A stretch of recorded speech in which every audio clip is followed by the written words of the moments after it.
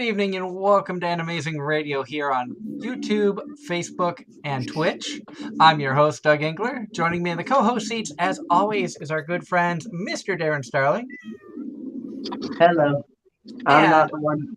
I'm not the one driving for once. and Angela Rose.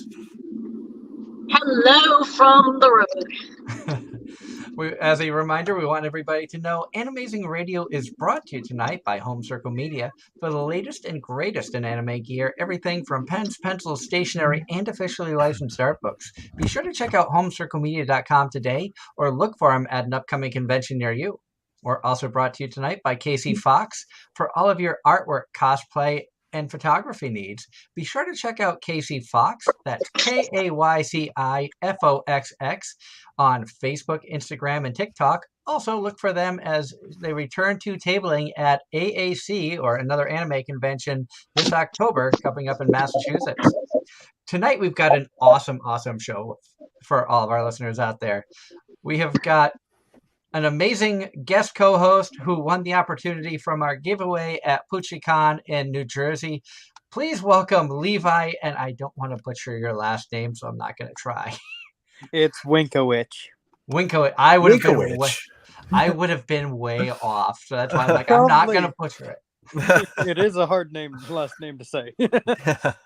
And of course, our guest of honor, an amazing man who has joined us in the past. We were honored to sit beside him for Puchi Con, New Jersey. Yeah. The talented Aaron Campbell. Welcome back, Aaron. Hi, everybody. Thanks for having me. Glad to be here. Excited to talk some anime and other things. All sorts of randomness. Of course, we've been looking forward to this show. Had a lot of fun promotions up leading up to and through Puchi Con, which a big thank you to all the attendees of Puchi Con who helped us reach one of our first big milestones of 200 subscribers. And, hats off to everybody who was there. And Ross in the chat room starting already. Aaron Campbell, master of the floofy floof. That is right. If there is floofy floof to be had, I will be there. I will find it and I will get it. And for those of you who don't know, Aaron voiced the main male character from Helpful Fox Senko-san. And we actually had, last time you were on the show with us, I'm like, you have to do the floofy floof just because of Ain's my floofy cat. Fluffy fluff, yes. And things have been going really good for you since the last time you were on with us. A few convention appearances. I saw you have had a part in Spy Family, which was an amazing anime. Yeah. Core 2's coming out in the fall, so I'm very excited to see where it goes. I don't read the manga for Spy Family, but I have heard some stuff, and I'm very excited to see where it goes, the second part. Spy Family is one of those animes. Darren and I are very similar in our tastes in anime. Angela is opposite. We have a saying: if Angela likes it, I'll probably hate it, and vice versa. However, we do try to find common ground on one anime a season. What was that, Ange? I said Spy Family was one of the few exceptions. It's good. It's really good. I actually haven't gotten to watch it yet. Oh no, you need to. It's actually really good. Yeah, I've heard it's good. One thing that I think everybody has really taken to: A, Anya's adorable. B, it's really not like any anime that's out there right now or that has come out in recent history. In a market that is oversaturated with isekais, idols, and shonens, having a fun, wholesome yet badass anime like Spy Family, it is kind of a breath of fresh air. Right. I really enjoyed working. I mean, I play a small part in that show, but I really enjoy the atmosphere of that the world creates. I love the music. I think the opening is incredible. It's not like it's anime, but it's like a different kind of anime opening, and I think they do a really good job with the spy theme, like the classic good guy, bad guy spy themes. And the idea behind Spy Family, where you have a spy, an assassin, and a telepath all come together to make a family is very unique. I give the creators of Spy Family credit for coming up with something that's original. Right. Yeah, it's and that's why I think it did. I mean, I think also the story I think is really good as well. I think they did a really good job at mixing mediums that haven't been touched at almost at all in the anime world, and it's so popular because of I think Anya's presence is a big pull for a lot of people because you never know what she's going to do or what her face is going to say about situations or what she's going to say. And I also think people love Yor as well. Yeah. Yor's intro scene is incredible. Incredible. And as a lot of people, go ahead, James. Speaking of one of the things I found on Facebook today, and this just goes to show you the popularity of the show, one of the artists from Magic the Gathering, the artist who did Liliana, did a Photoshop of his own art, but Photoshopped Yor into the card. Really? And he's currently at DragonCon. And posted that, and it's someone I've known casually for a long time, and I just thought that was the most hilarious thing. And since we got on the Spy Family, figured I'd share. That is awesome. That is awesome. Yeah. And also, with Anya, I don't know the last time we've seen one character in one show that could have so many memes just taken off of expressions. Yeah. I think that show and then Dr. Stone are my two favorite animes of all time for facial expressions. They really hit like a certain funny bone within me that make me laugh. I can agree to that. Dr. Stone was definitely one of the more interesting ones. Was it a little combination of everybody, or was it predominantly Senku, or whose facial expressions really? I really like Senku whenever they're doing the bellows to get the fire started, and they're all pumping really, really fast, and the lightning that is like coming out of their eyes is incredible. Oh, I thought it was the scene where he had the fastest marriage and fastest divorce. That is also a good scene. Honestly, any scene from Dr. Stone where their faces are involved is a good scene, I think. Yeah, I've seen that. So I think another character who had some great facial expressions, but it's a show that not many people watched. The anime is called Hinamatsuri. And I know which one that is. And the girl, her name is Hitomi Mishima, and she's like a middle schooler who ended up working in a bar. And some of the facial expressions she made in that, like when her teacher walked into the bar that she's working at, and she's in middle school, not even old enough to drink, but she's mixing drinks for adults and stuff. It's just priceless. Interesting. I have not heard of that anime. She's not even the main character. The main character is the girl who comes from, I think, from outer space and ends up getting taken in by a member of the mafia. It sounds very interesting. It does sound interesting. I might have to check that out. And then the girl who is after her to bring her back home ends up like living on the streets and rough around the edges, and it turns into something that's kind of wholesome, even though it's very bizarre. It was easy to overlook, but it's not something I regret watching. There's a few shows that I regret taking the time to watch, but that's not one of them. Yeah, there are some weird ones out there. Agreed. And I know last time you were on with us, I was on a big kick of Banished from the Heroes Party, which that was still a fantastic show. I really loved Banished. I hope we get a season 2. You never know with these things. It's like it could not. It all depends on how well it was received, I guess, in Japan and how well they did outside of the actual anime for like merchandise and things like that. So I'm hoping for a season 2 of that show. Also, still hoping for Senko season 2. It could be like a Miss Kobayashi's Dragon Maid kind of scenario, though. Where it takes several years and then they come out with one, but. Yeah. I'm hoping we hit one. And I was excited to be able to be like, all right, I told you in PA next time I saw you, I would get the Cautious Hero, or not Cautious Hero, the Banished Hero print. Yeah. So I was excited. And good evening, Mario. Welcome to the show. Thank you for tuning in. Hi, welcome. Hello.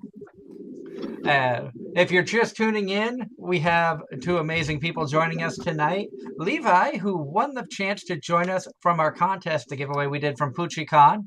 And so glad that you were able to join us, Levi. You've been a listener since Puchi Con in the chat quite regularly, and it's exciting to have a chance to have you on to join us and talk with Aaron. Yeah. It is interesting.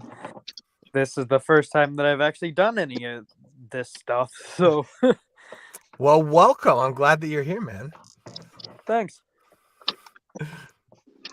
And Aaron is just an awesome guy. Just from our first time having you on the show and chatting with you at Puchi Con, like I mentioned before, you're one of those people I would love to just hang out with because you're a cool guy. Oh, thanks. Regardless of the fact that you're a voice actor, you're just fun to chat with and hang out with. Thank you. I appreciate that. Last time, at some point, we'll need to all get together at a con and play games. Yes, hopefully at a con where I'm there for more than 10 hours or something like that. And we. Now for the fun part, finding parking. And we like I mentioned off the air, we teased a little bit about you were only a part-timer at Puchi Con, but that was beyond your control. Do you want to let everybody know what it's like to be a voice actor trying to make it to a con when things don't go right? Yeah, so, well, especially, I'm relatively new to the con scene, so I can't speak for like pre-COVID conditions, but definitely post and, COVID's not done by any means, but post-COVID, the world that we're living in right now, it has been rough. It's like flights will get canceled and then rescheduled and then delayed and then rescheduled and then, all right, you're good to go. Get on the plane. And then actually, just kidding, we can't go. There's been some weather, so that kind of thing happened. There was 4 or 5 total delays and cancellations between the night when I was supposed to leave and the day I actually left. And so it was a long ordeal. But I eventually made it and I'm super grateful. We almost didn't go because there was one flight attendant who was like, I don't know if I can do this. I have to check my hours. Luckily, she stepped up and she was able to do it. It was awesome. And we're happy you were able to make it. And that's one thing, convention attendees a lot of times don't think about what the dealers go through to set up at cons and the voice actors to get there. There's a lot of travel planning and a lot of stuff that goes on for everybody that attends conventions. And,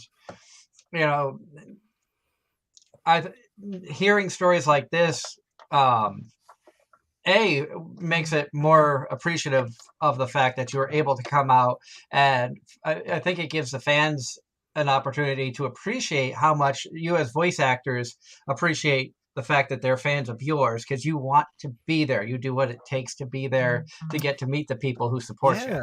Yeah. I've always said meeting people at the cons is always like the thing that I enjoy most, like finding out who enjoys the work that we do, maybe what they enjoyed about it, what shows they're interested in, and finding like a general love for things like anime or video games as well. Like I'm a big video gamer myself. So finding just like a general love and joy and like connecting on a personal level with people and those things, I think is always super cool to do at conventions.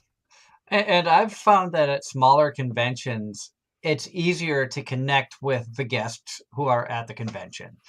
Something like Puchi Con is easier to be able to come up and as an attendee, talk with you or Griffin Burns or Keith Silverstein or any of the voice actors who are there, and you don't feel rushed like you would at an Anime Boston, a New York Comic-Con, a San Diego Comic-Con, where there are thousands of people in line who they have to try to push everybody through in seconds, as opposed to give them a couple minutes to get a chance to actually talk with you.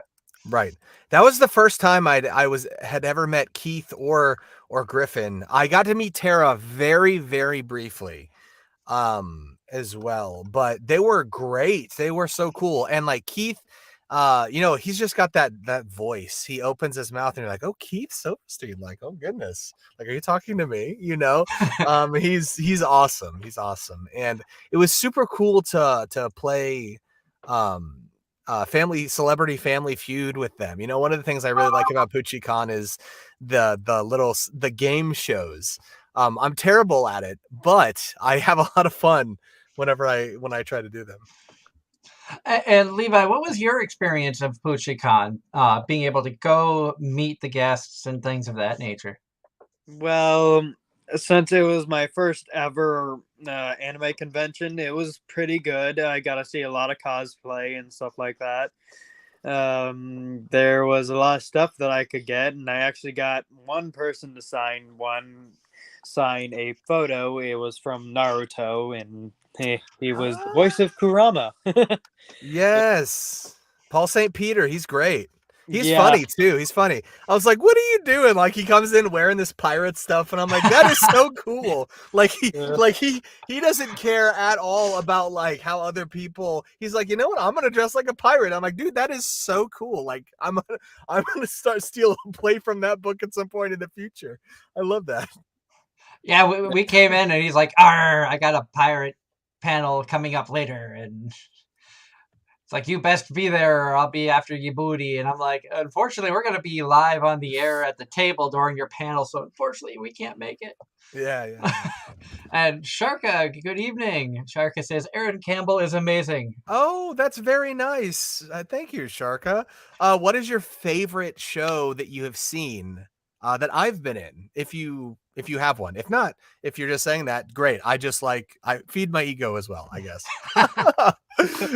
No, thank you for joining. And we do have some amazing listeners out there. We really do appreciate everybody who tunes in every week. And even on the Wednesday specials that we've started up, we did hats off to Ross for breaking our show when we did a Smash or Trash. And unfortunately, Angela wasn't here for this. But some of the stuff that Casey chose for characters for us to have to choose if we would smash or trash was unbelievable. And Ross had us in stitches with some of his comments. So I have to throw another shout out to Ross on that. Definitely something worth going back and checking out. And Levi, I know you joined us for that one in the chat room, and I did. We're playing along as well. If at any point, Aaron, you want to join us for one of those fun little game show, quirky things like that. Yeah. I know we've done 3 of them now. Senko was in the list of one of the ones that we did, which I think just about everybody said cuddle. Probably cuddle, like very wholesome. Like it's like she looks like a kid, so you wouldn't want to smash her. She's too cute, so you wouldn't want to trash her. So we'll just go cuddle. Right. Yeah, pretty sure I wrote family-friendly cuddle in the chat there. A family-friendly cuddle. Well, with a tail like that, how could you resist? It's all about the floofy floof. Angela's just shaking her head. Mike's muted. Mike is muted because the TV's on in the background because I walked into something that had like less than 10 minutes left. So I'm staying muted for the duration of said video. Not a problem. I can't hear anything. Just so you know, you just had your mic unmuted and I couldn't hear anything. I could hear. I don't think you could hear what? It was quiet, but I could hear it a bit. I couldn't hear anything. Now, Levi, having the opportunity to sit down and talk with a voice actor, do you have any questions for Aaron? Ooh. So, what is your favorite voice to actually be? Here's the cool thing. Now that like it's out, last time we were talking, I couldn't talk about it, but because like it's come out, Sparrow from One Piece is probably my all-time favorite character that I've ever played. Because it's not it's not something I normally do. He's a villain, right? And I get to have a lot of fun with the villains because for like you have like the normal acting range is what I would call it for like this is where like a normal character lives in anime. But when you get a villain, it's like the ceiling of that gets like blown away and the bottom drops out and you just have so much more room to play because you never know what they're going to do and their reasons for doing things are always different. And I have a lot of fun with Sparrow though. So that's a good question. Yeah. And Sharka responded to your question, Aaron. Oh yes, I know all of those. Stand By Heroes. Nobody knows that show, so I'm super glad you know that one. Yeah, I play the lead detective in that show, Atsuki Aoyama, who was my first or my second lead ever, I think, with Michelle Rojas, who directed that show. And I think it's based off a mobile game, Stand My Heroes, and it was a lot of fun. I know I loved all these shows though. Yes, Ensemble Stars and Kageki Shoujo, great. They're all good. These are all S tier shows on my list, so I'm glad that you enjoyed those. I missed the opportunity. I'm wearing an Inuyasha shirt, but I do have a Toilet Bound Hanako shirt that's in the. I've only seen the episodes that my character is in that show, but I haven't seen the whole thing. But I see cosplays everywhere of the two main characters, which is always fun. It's always fun. There was a lot of cosplays of Nene at Puchi Con in Pennsylvania. Mm-hmm. I think there was like 4 or 5 Nenes I saw. A couple of them actually had Hanako with them as well. Actually, one of those cosplayers that was Nene on Sunday at Puchi in Pennsylvania is going to be our guest September 18th, Ari Lynn. Is cool. going to be joining us. We're actually going to see her next weekend at CCE as well. So it's going to be fun to see her at another PA Con.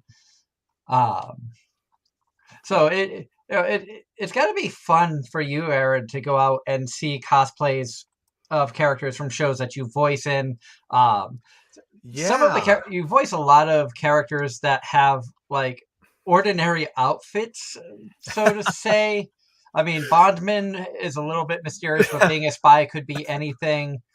But like Nakano is just in a suit and tie. Right. Is kind of a normal outfit per se, so it'd be tough to know unless you exactly know what you're looking for people who dress as a lot of your characters. Yes. Outside of One Piece.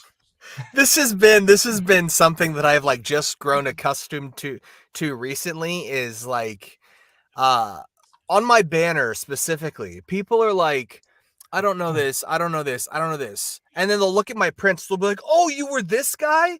And I was like, he's on my banner. But then I think like, hey, wait, he just looks like a normal, like every other anime dude. He doesn't have Senko with him. That's why you don't put the 2 and 2 together. So yeah, I do voice a lot of what I would like to call like, not guy next door, but the guy next door types, people that are normal. I voice a lot of normal people. It's rare for me to really break out of that box. But when I do, I get to have a lot of fun with the characters I play because the directors are trying to pull something different or see what other ways I can go with direction and what other things I can do, which has started to happen recently, which has been really, really cool. Because, like, obviously, as a voice actor, I'm going to get cast 99% of the time for, like, this voice. Like, this voice, it's what I'm playing right now in Sing Yesterday for me. This is the voice of Rikuo in Sing Yesterday for me. It's just me in that show. And that's what I'm going to get cast as, like, 99% of the time. So whenever I don't play somebody that's, like, normal Aaron, I get to have a lot of fun with it. And I noticed on the Anime News Network with the list of shows that you've been cast in. I see Show by Rock, Masha My Resh, and Show by Rock stars in that. Was that some background characters? 'Cause that's a franchise I love. Yeah, Show by Rock, I actually did the narrator. It in one part of the show when it's talking about the high school. I think it's like at the beginning, and it's like I don't remember what the name of the high school is. But it's like there's lightning. Oh, there's lightning and thunder, and he's like, look at this high school. It's and it like zooms in. But Megan Shipman directed me in those, and she's great. As you know, Megan's awesome. Oh yeah, and I'm sure you could tell by the picture in the background. We have the Masha My Resh girls up there. Yes, which we yes. did do a special. Our goodbye to Blog Talk special was Show by Rock, Masha My Resh, where we had Megan and all 4 voice actors of Masha My Resh joining us, which was an amazing show and an amazing experience for myself.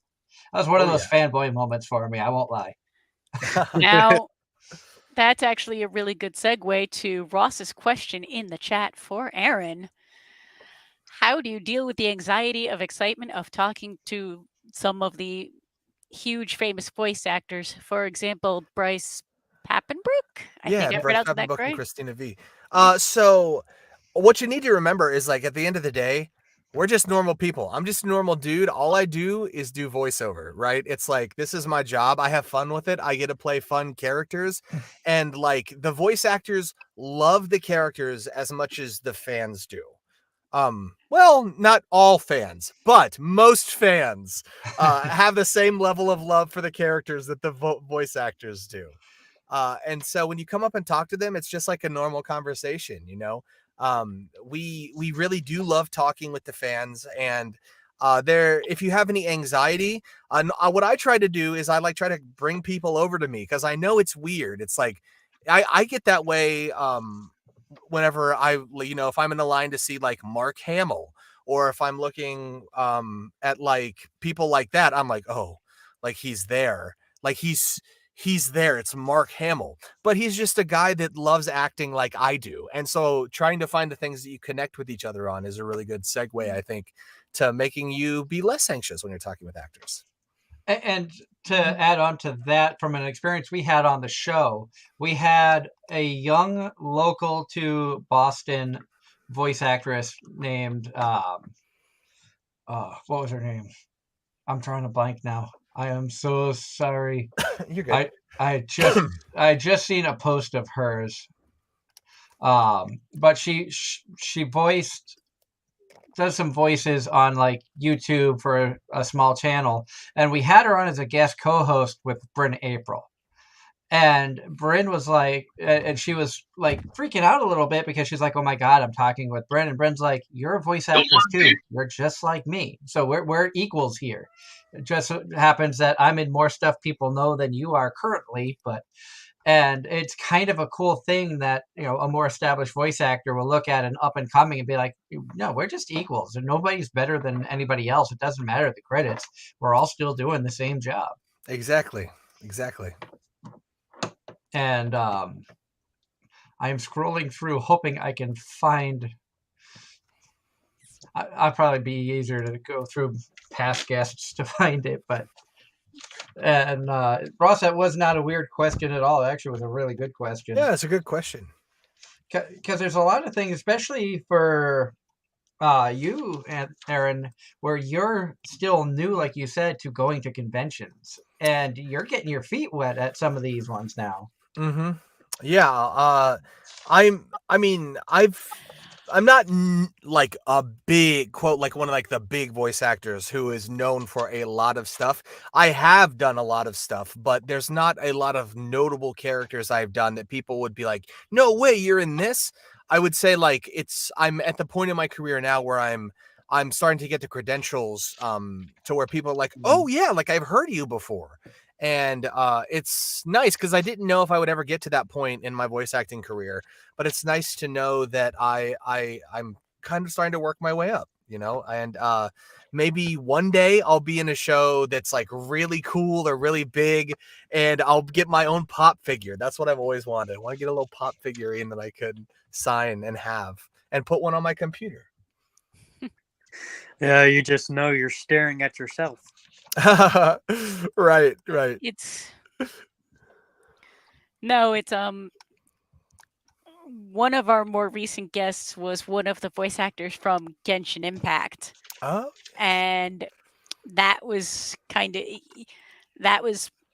part of his commentary was he didn't nobody knew at the time Genshin was going to take off the way it did. right. That's something that has exploded, especially in the past couple of years. Like if you get cast in Genshin, it like ascends you to this next level of like people want to see you and like know you. And you know, I was watching one of my really good friends. I love her so much. Emmy Lowe, she's amazing. Oh, she is a sweetheart. And you know, she got cast in Genshin a few weeks ago, and she was able to announce it. It was part of like this big reveal, and they had all the voice actors tagged, and it was really cool to watch her followers like almost triple overnight. It was the most surreal thing, and she's so freaking talented. So I'm glad that like she's getting recognition for doing the amazing work that she's doing. And the voice actress's name that I couldn't remember was Megan Negrelli, which I had Nigri in my head because she was just on a Trash Taste podcast with Jessica Nigri. So Megan Negrelli was close, so I was getting him screwed up, and I didn't want to say the wrong name. So, excuse me. But yeah, congratulations to Emmy. I missed that. I have only played a little bit of Genshin, to be honest, and I did more of it as research when we had the Genshin voice actor on, which you got to meet at the PA show, Josie McCoy. Yeah, Josie was awesome. All those people were awesome. Jenny Yakaburi and Karina, like they were all great. They were all so cool, and I had a lot of fun. I had a lot of fun at the games with them and going out to dinner with them. They were all really awesome. Now, are you in Genshin yet, or is that something that's coming? No, I don't know how. Here's the thing about voice acting, right? It's like there are certain things like you really want to be in, but you don't really know the best way to like get in. I think for like a main Genshin role, I think you have to have an LA agent, which is difficult to get in North Texas. You know, there's a lot of connections and things that have to happen, and I'm hoping to have an LA agent by the end of the year. I would love to audition for some video games in general, because that's something that I'm really passionate about in addition to anime. So what would you say is your favorite video game franchise? Oh no. Okay, so this is gonna date me a little bit. But like I stand by this, you know, and like they can throw it out on TikTok and YouTube and whatever. Roller Coaster Tycoon, the original 2. I'm not talking about like Roller Coaster Tycoon 3, but like Loopy Landscapes, Corkscrew Follies, like the expansion packs, and then 2 were like it for me as a child. Like I spent more time building things in Roller Coaster Tycoon than probably any other living person. I'm sure that's not true because there are people that love that game more than me, but I play that game so much that I had to get 3 different CD-ROMs for it on my Windows 98 computer at the time. So it was a great game. Oh, it was fantastic. Mm-hmm. On that note, you reminded me of something we did in school and we're very competitive at now that I remember. Oh. Do you remember Bridge Builder? Bridge Builder. Nope. I'm going to look it up. I think I'm too old for that. Basically, it was pick your steel, pick the size of your steel, and make the cheapest bridge you could. And get the truck across.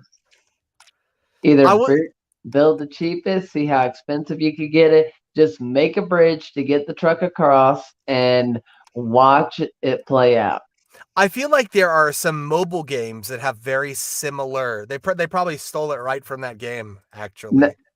this was back in the early 2000s. So yes, the mobile games probably stole it from that. Oh, they definitely did then. They definitely stole it. Yes. Because we actually had competitions in some classes for that game as to who could build the cheapest bridge where the truck could actually get across. And Ross in the chat is mentioning, remember the Jumpstart series or Pajama Sam? Pajama Sam. Sorry, I have to look this up because yes. So I don't remember the jump start. Well, yeah, I do. I played Pajama the. Sam. Let's see. I played the kindergarten, first grade, second grade with the learning company. See, now this is kind of bringing me back to early high school in the 90s. One of the computers in the computer lab had Civilization installed. Oh, And like 3 or 4 of us would all gather around and take turns being in charge. And we named every settlement after our favorite junk food. Oh wow! I play a lot of Civ 4, 5, and 6. 4 and 5 for me. I think this was 1 or 2. Ross also says, "Don't ever forget about Botley the robot." Botley the robot. I don't know No, that one, I don't know that one either. but I do know the Roller Coaster Tycoon games. I was also a big fan of the Railroad Tycoon games. Railroad Tycoon was great. My grandfather loved railroads, and he worked on a railroad for a long time, and so that was like the game he had for me to play at my grandma's house. Was Railroad Tycoon, and I was terrible at it, but oh yeah, we had the MS-DOS disc. Shows how long ago it was. MS-DOS disc. The graphics were terrible, but it was just an addicting game that I played for years. My dad played the game for years. And then I moved on to Railroad Tycoon 2, and then Railroad Tycoon 3, and then I think it was Sid Meier's Locomotion. Sid Meier's. Sharka is bringing up Club Penguin. I never got into Club Penguin. But I had friends that did, and I know all the servers closed down a while ago, and it was like a deep, dark day for them when that happened. It's very dark.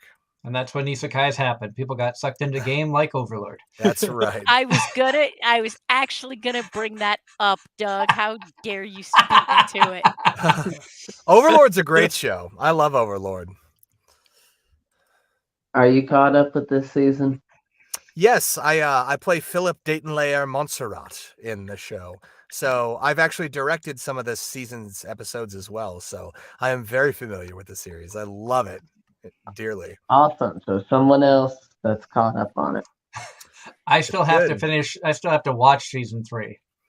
I got through 1 and 2, but Angela and my wife will tell you, how do you like this show when it's definitely outside of your normal wheelhouse? Exactly. Like the only thing I could think of is the whole the not quite harem's not the right word, but the followers. Yes.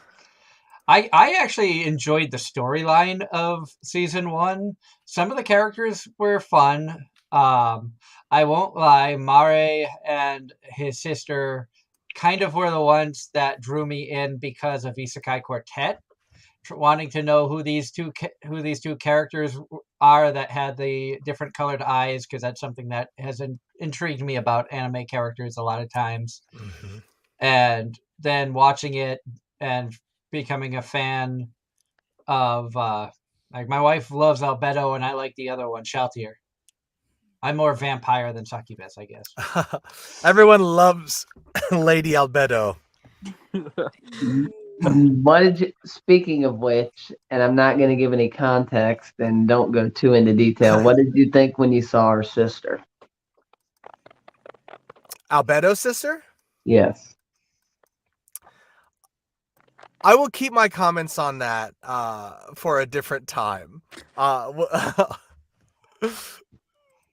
Maybe I'll off say air. this: her personality, her ideals do not match her appearance. That's all I gotta say.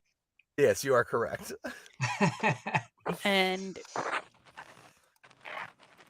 And Sharka says Overlord is one of her favorite games. anime. One of her favorite anime, I mean. And then Ross, Magic School Bus Games, Freddy the Fish, Spy Fox, Putt Putt, The Purple Car, Carmen, San Diego Games. Man, those are all like right around the time I was really starting to learn computer games. So I remember all of those. I did put way too many hours into Carmen San Diego as well as Oregon Trail since we're going down that road. Oregon Trail, yeah. I feel bad I didn't play either. I did a lot of Carmen San Diego, not Oregon Trail. One of the first games I ever had, it was on my dad's old Mac computer. It was a game where you literally had two monkeys, and they were gorillas, and you threw bananas across the city, and you would try to hit the other gorilla with the banana. And if the banana hit a building, it would blow up pieces of the building to try to get to the other gorilla. It was incredible. Like I couldn't ask for anything better, you know. Oregon Trail was grade school for me, playing it on an Apple IIe. Oh. And basically we would basically make all of the wrong decisions on purpose to see what new and different ways we could die. Oh goodness. Oh my gosh. Why does that not surprise me? I was about to say, are you really that surprised that I did something like that? No. I think most people would want to do that. Now, knowing that you're into the computer games, do you get into the tabletop games too, Aaron? D&D or things of that nature? So my friend's uncle, my mom, bless her soul, is from Missouri, right? Or from Kansas. And so like when D&D started to become really popular, at least in our area of Missouri, there were like certain stigmas that went along with it, you know, like think Stranger Things season 4 type of stigmas. And my mom was not having any of her little boy playing this game of the devil. However, that did not stop me from becoming an actor, you know. I play Settlers of Catan. I think that's a great board game. I've seen that. Have you built an entire city out of sheep?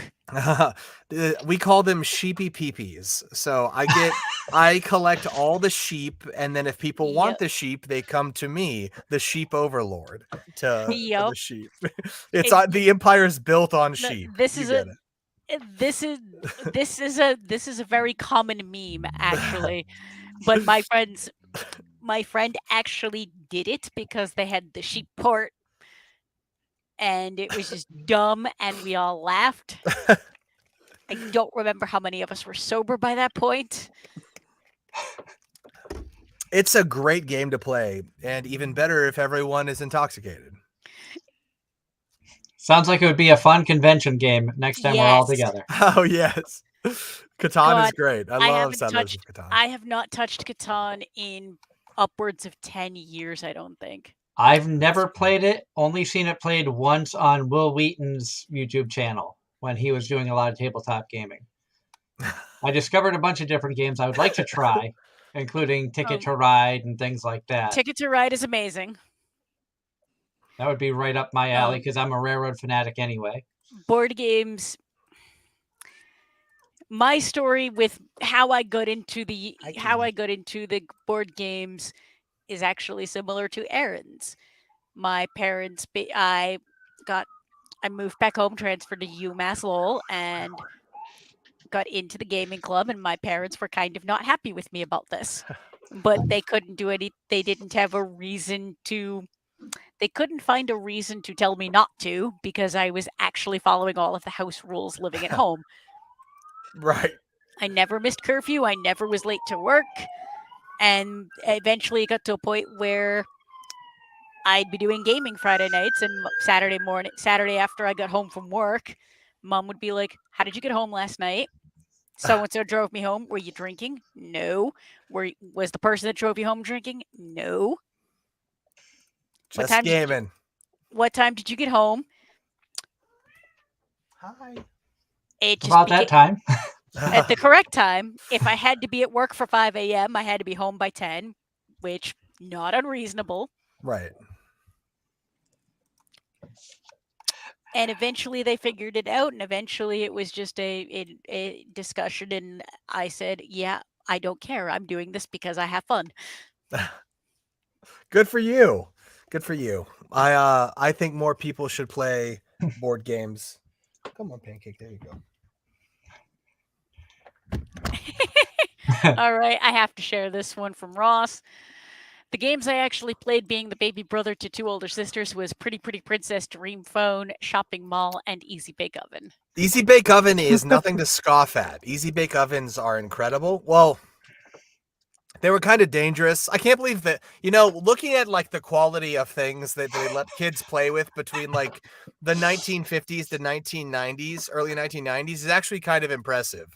Now none of that stuff would fly today. Like I remember sticking my hand in the Easy Bake and like to pull out that hot little cake tin and just burning it so badly. But it did make great food. And I'll go you one better with the fun toys we had to play with as kids. Not a lot of people remember them, but we had lawn darts. I was about to say that. And they weren't they weren't the cheapy plastic ones that you might find today. They were the metal blade that was about 4 inches long with a nice sharp point. And we would play the game of who can throw it the highest straight up in the air and watch it come back down without moving. Oh. See, Sounds like a scene straight out of Grown Up. See, one of the things we used to do with Barbie dolls was outside being bored. We had a garage and we would throw them up on the roof and see how damaged they would get when they fell back down onto the driveway.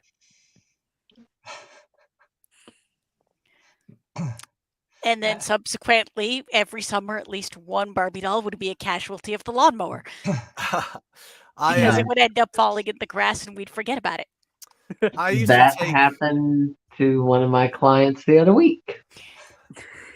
I used to take Legos, and we had a little creek next to our house, and I would take Legos and like build ships out of the Legos and send them down the creek. And still to this day, like at the bottom, down at the very bottom of our house is built in like this cove area.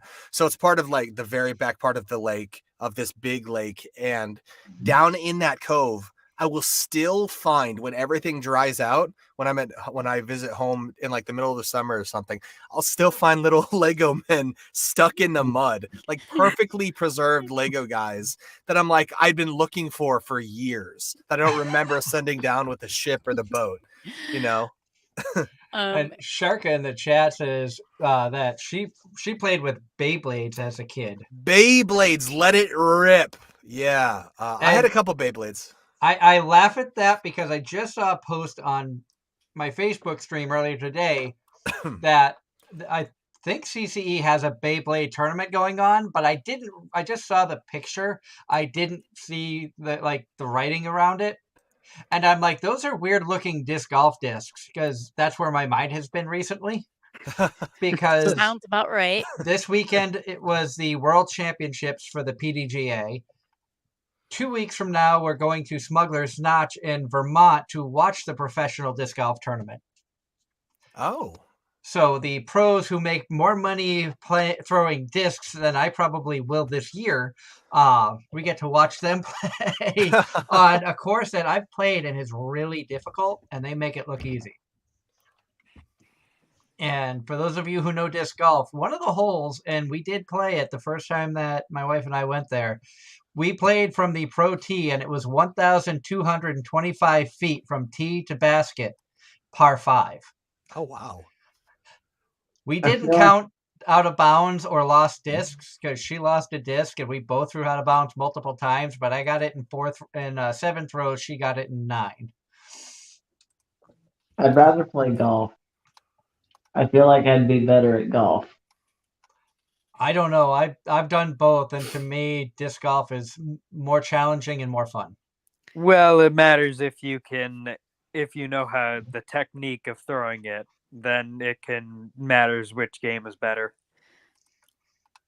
I've never tried disc golf, so I can't really say.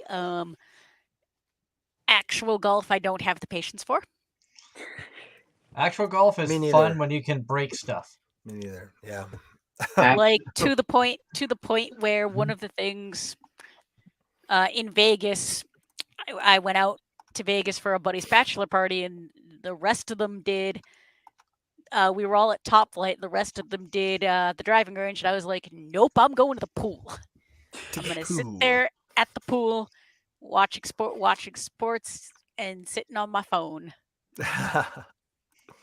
And managed to not get sunburned. I don't ever go out in the sun. The sun and me have a long history, and I don't like it burning me, so I just don't do it. That is completely fair. I can't get away from the sun. Me, when I was a kid, I went on a cruise ship, and I swam every single day and never put on sunscreen. So I was totally fried by like the 5th day in. Surely not. I was gonna say, red as a lobster by day 3. If you want to get sunburned, and especially when it starts to get a little warm out, go skiing. You will get sunburned because of the sun reflecting off the snow. I've lost count of how many times that's happened to me. All right, we're gonna bring this back around. No, and you're always killing the tangents. Nope, it's Ross this time. Switching topics, Aaron, isn't your character in Arifuerta in love with Suzu's character? Ryutaro Sakagami. Here's the thing. I do have no idea because all I know about him is what I have read from like the Arifureta wiki. And I don't know anything beyond that. Because he's not like a main part of the show. He's part of the class that Hajime is with, and then he disappears, and then he comes back at the end, and now he's there again. So it's possible if the anime alludes to them having some kind of like love, or he likes her, so I'm sure it's there. I just would not know because I only know the parts that I've recorded for that show. Which is very few and far between, actually. And Ross was saying that Suzu would be the kind-hearted girl with the twin tails. Yes. So in case you didn't know, or for those who don't know who she is, it sounds like it's right. Give me 2 minutes. I'll figure it out. Our stat man Darren is on the case. Well, I just like Arifuerta.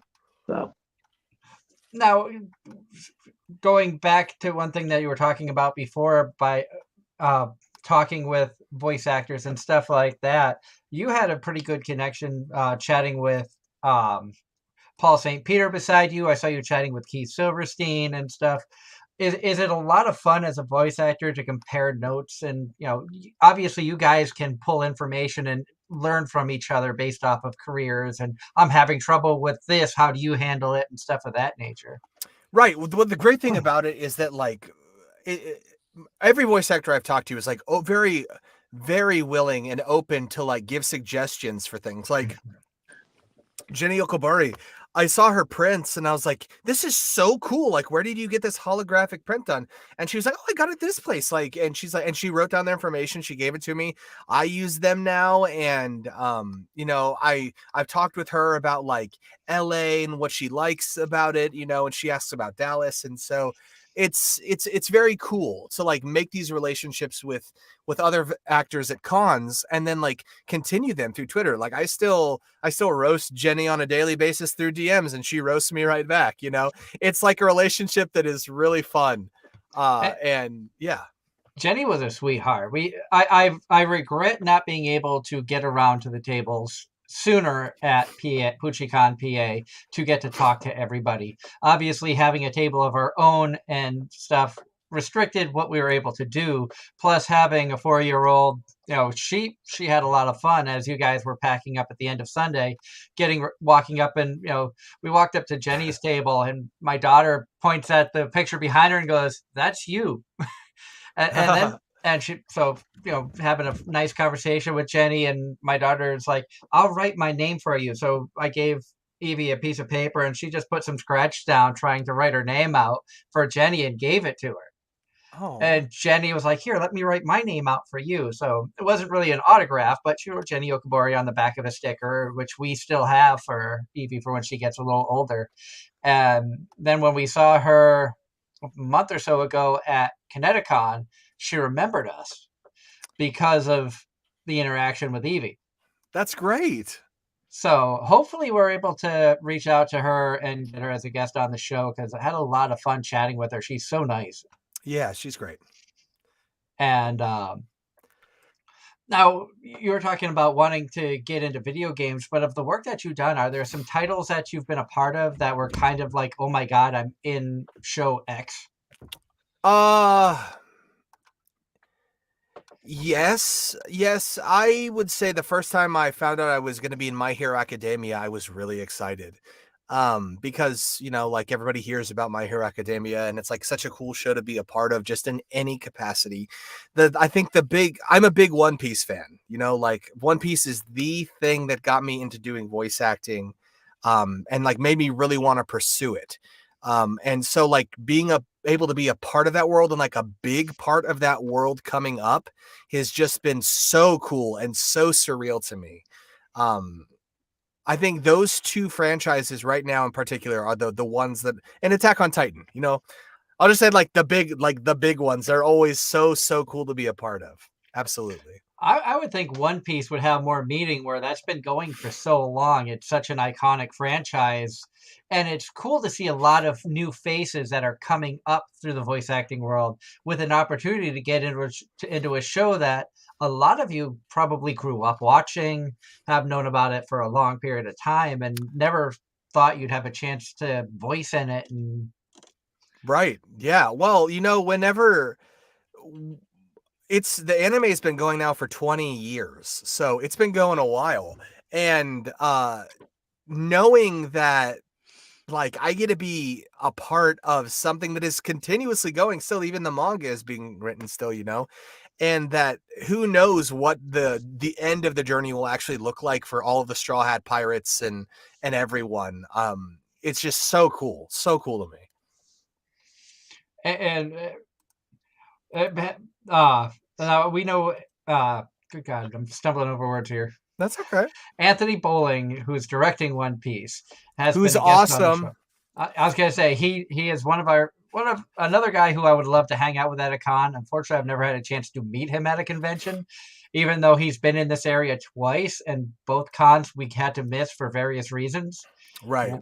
One con which we almost still went to, but Evie was born 6 days before. So wow. That's a good reason to miss if you're gonna miss one, for sure. Yep, definitely. But what was it like to work with him as a director? I know that he has fun directing and things like that. I know that One Piece he's had a blast working on. As a fellow voice actor, can you tell that he takes some of his personal experiences when directing you on certain characters? Or so what I love about Anthony's directing is that he really lets you play. And he has like a specific like vision for how he wants it, but he wants you to find your way into it. He's not very heavy-handed with it's got to be this way. What he does is like whenever I came in for Pero Sparrow and we were like setting the voice, he was like, just have more like levity and like fun with it, like, and so like really working with him to find the place and like he knows these characters deeply and immensely. Because like we talk about One Piece all the time. Every time I see him, we're talking about the new chapter that just came out, or we're talking about like, oh, this character's coming up. Like I wonder who we're going to audition for him, and all these different things. And he is just so knowledgeable about the show, and he really cares about it, which I think is one of the reasons why I've really liked working with him on it, because you can tell that the passion is there. He and Mike McFarland, both of them, have a really strong passion for One Piece, and you can tell because when they're directing, they know what the show's about, and they know what it needs to be to come off the same way in the dub as it does in the J. Now, do you enjoy watching shows that you've been a part of, or would you prefer to be like, I can't believe I did that. Let me watch this one instead. Yeah, so because One Piece is so sacred to me, I very much do care about that show in particular, and I'm glad that the reception for what I have brought to Perospero has been really like warmed and welcomed. Because it's not everybody always has like the best opinions of like dub voices, for a lot of things, and a lot of the comments that I've seen have all been like really positive and like perfect and like great, awesome things from people that allow me to know that like I am doing this character who I love justice. And it's been really cool. And that's gotta make you feel good inside to know that, not so much of an ego inflation, but more of a check valve of, okay, I am doing this correctly. It feels good to me, but the people also love it. Exactly. Yeah. And in the end, like I'm doing it not for like a popularity thing or anything. It's because I love the show. I love the character, and I want to do my best to bring him to life and make him real and believable and with just as much energy and passion as the Seiyu does. Now, looking at flip side of things, changing topics here a little bit, you said that you've enjoyed going to the conventions and seeing cosplay and things of that nature. Is that something you would want to do? Cosplay? No, it's entirely too tedious for me. I have nothing but the utmost mad respect for people that can do it, though, because like there are people, as you know, that put so much time and attention to detail into their cosplays that they are absolutely insane. There was a bunch of cool JoJo cosplayers we saw at Puchi Con, and like they had gone like full on, like even under the masks, like the person who was playing Speedwagon, she had like this epic makeup on, like it was ripped from the manga. And I was like, that is some dedication, and that is so sick to see. I am entirely too ADHD for that. I cannot spend the time. I can't waste the energy. I have to be like small tasks. I can't take on a big task like that. I think that would be fun to cosplay, but I just don't think I have enough the time for it. And yes, with the ADHD thing, I see too. That takes a lot of energy to try focus on one thing for that amount of time. Yes, it does. See, when I would cosplay, I don't take it super seriously. I would pick characters that I actually enjoy and then have way too much fun dressed as the character, acting like the character, being some level of over the top and ridiculous. Yeah. And then there was me dressing as Kobayashi. Just a casual cosplayer dressing as Miss Kobayashi from Dragon Maid and just having fun walking around. I mean, last time you were on, I think we had talked that another one that I was looking at doing was actually cosplaying as Senko. Yes, that I would be looking forward to that. It wouldn't be too hard for me to cosplay as an Akano, I just take this, shave it down a tiny bit, put on a suit and a tie minus the suit top, and we're good to go. I'd be a little too tall for a Senko to stand beside you. I'd have to like kneel down or something. Kristen is the perfect height, though. She could cosplay it pretty well, I think. And I am excited about getting a chance to meet Kristen McGuire at CCE next weekend. We had her on the show once many years ago, and I'm talking early on in AZR's history.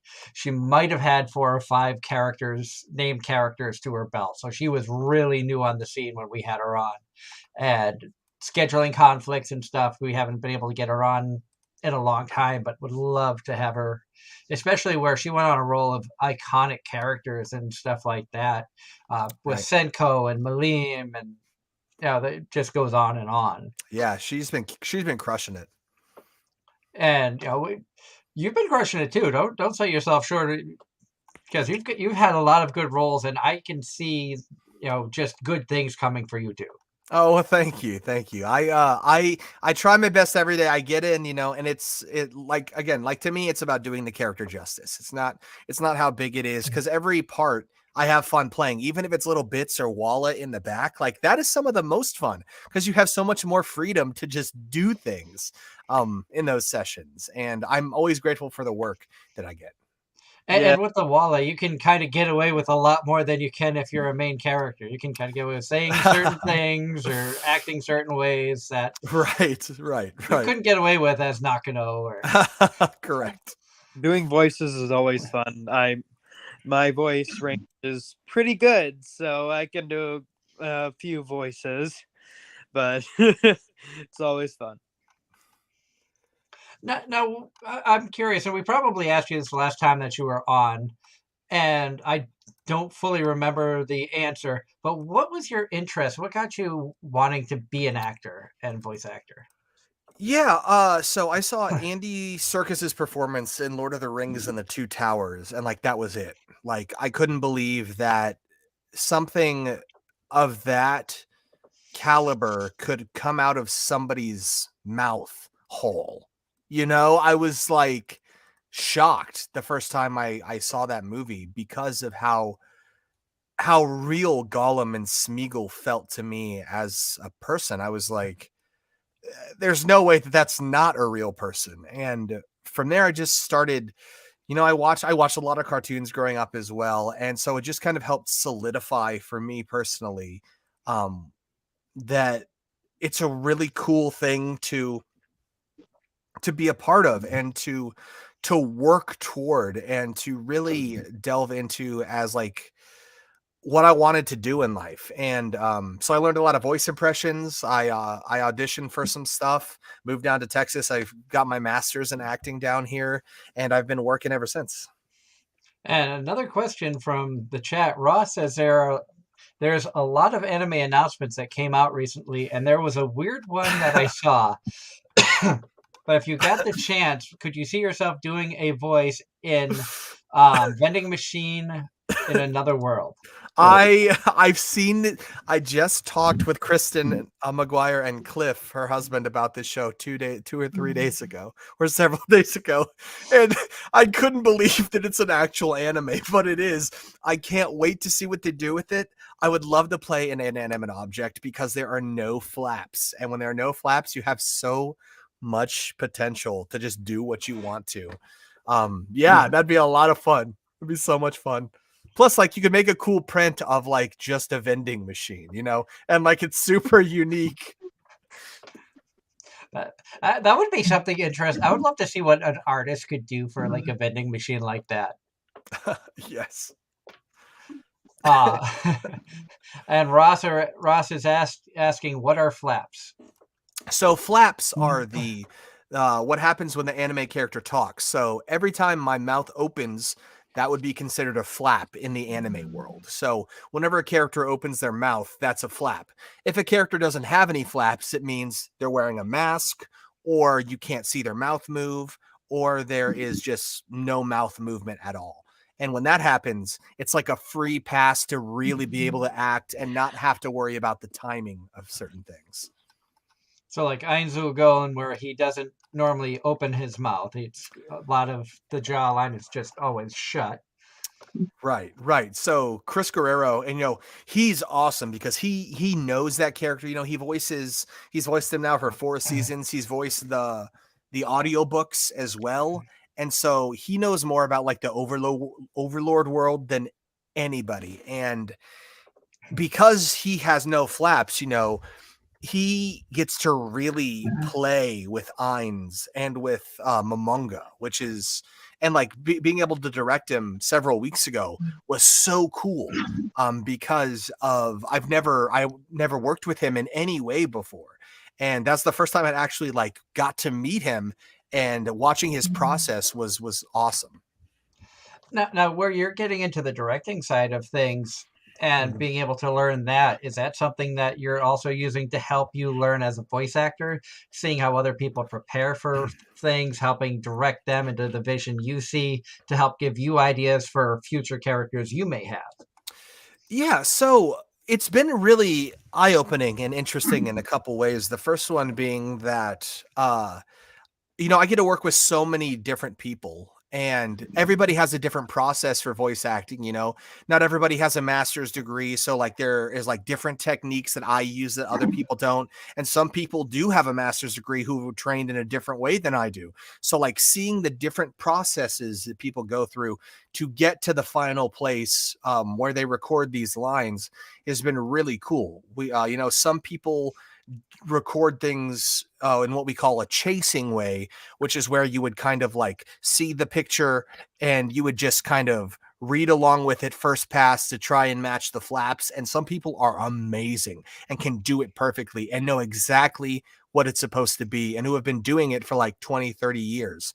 And then there are like newer people who are still learning and like trying to find their way through. And I've worked with both sides now, and like seeing the different processes, the different processes, I should say, has been really interesting as an actor to learn. That like there are still things that I can look forward and work on, and things that I need to consistently be trying to improve on to keep working as an actor, like work my way further in.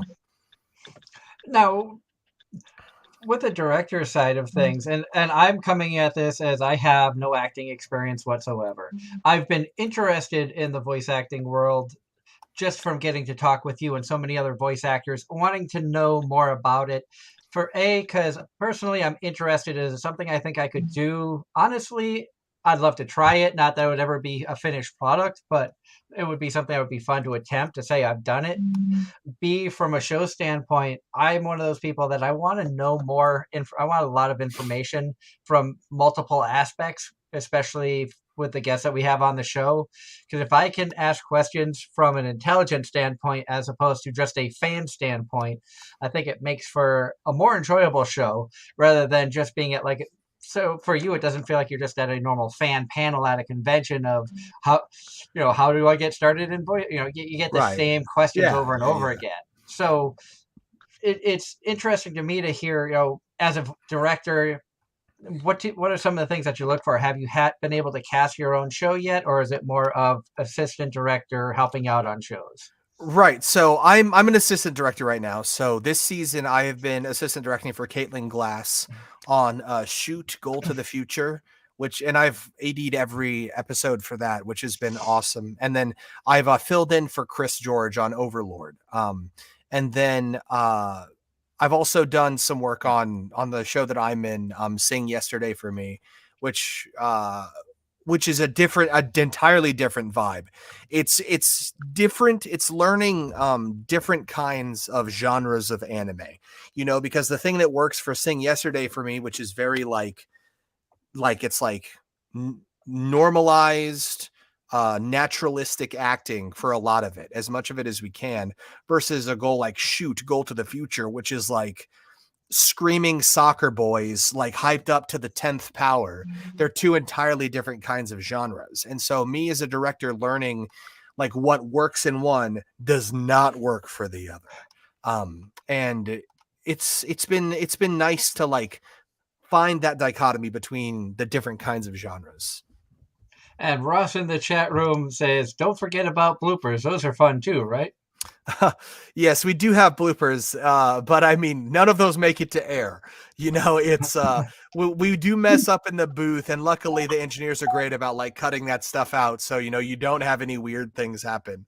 But I flub my lines every once in a while. I'll be saying the line and like and like acting it and doing all the things, and then I'll be like, hey, there goes the line, and oh look, the flaps changed there. Okay, let me give you another one, but let me actually make it good this time. And that's one thing. Oh, go ahead, Angela. A question kind of related to that. Like if the script is written one way and like a word or two gets changed, but the rest of it is really good. Do they keep it, or do they cut it and redo it with the script exact? The directors will take the script and edit it as needed to fit the flaps for things. So as long as it makes sense in like the grand scheme of like the story and doesn't veer off in any weird direction, normally the scripts are great. The script writers have been really, really good and really awesome. We have a ton of great script writers at Crunchyroll. And luckily the ones that work on Shoot Gold to the Future and Sing Yesterday for Me, Overlord, the ones that I've worked on, I know they're really solid. Yeah. And Sharka says that she loves Sing Yesterday. Me too. I haven't seen the whole show, so no spoilers if you've seen the sub, but I know it's all out, and so I'm looking forward to recording the next couple weeks episodes. Now, one show that's out right now, and I don't know. I know that you do a lot of work with Crunchyroll. I don't know if you do anything with Sentai Filmworks as of yet, but the anime Call of the Night I recently started and have fallen in love with. Is that a show you've had a chance to see any of or heard about? I haven't. I'd love to work with Sentai at some point in the future. I have not heard of that show though. What's it about? It is about Call of the Night is basically the story of a 14-year-old boy who decides that school is too much hassle. He doesn't like people, so he sleeps during the day, comes out at night, meets a girl who turns out to be a vampire, and she introduces him to how wonderful the nighttime is. And as the story progresses, he wants to become a vampire, but the only way he can do that is to fall in love with her. She'll make dirty jokes, but the thoughts of romance freak her out. So it's very like it's kind of a wholesome. Nazuna, who's the vampire chick, she's one of those characters I couldn't tell if she was cute or ugly for like quite a few episodes, and then they had an episode where she just let her hair down, and I'm like, okay, she's definitely a cute character. Okay, I like her. And the ending theme song, you were talking about music earlier, the ending theme song to this series is absolutely awesome, and it's not a style of music I normally listen to, but it's like Japanese rap almost, and it's actually really, really good. So I would recommend anybody to check that out because that's really good. Like I've listened to it probably too many times the last few days. Doug, remind me of something real quick. Did you watch Dagashi Kashi? No. But you know what show I'm talking about, right? I think so.